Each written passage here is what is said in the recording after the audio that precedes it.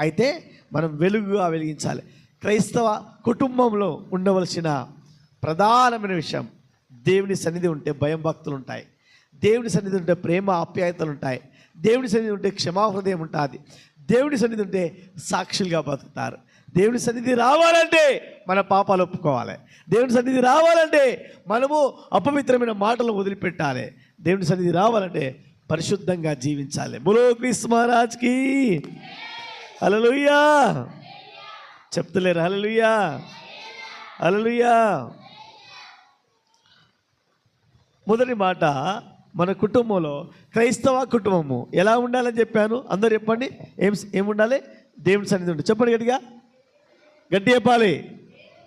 దేవుని సన్నిధి ఉండాలి. రెండోది ప్రేమ ఉండాలి, సహనం ఉండాలి, క్షమాహృదయం ఉండాలి. మూడోది ఏముండాలి?